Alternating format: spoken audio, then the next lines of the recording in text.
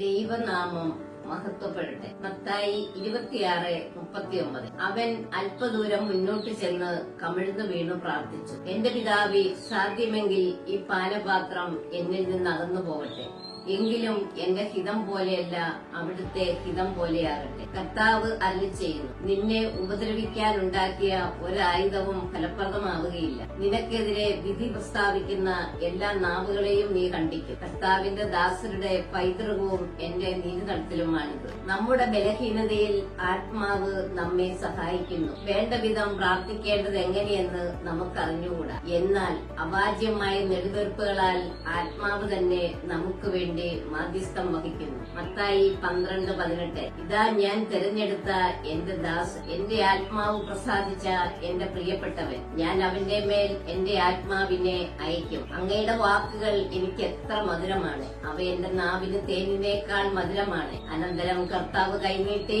എന്റെ അതിരത്തിൽ സ്പർശിച്ചുകൊണ്ട് അരുളി ചെയ്തു, ഇതാ എന്റെ വചനങ്ങൾ നിന്റെ നാവിൽ ഞാൻ നിക്ഷേപിച്ചിരിക്കുന്നു. എന്റെ ശരീരവും മനസ്സും ക്ഷീണിച്ചു പോയേക്കാം, എന്നാൽ ദൈവമാണ് എന്റെ ബലം.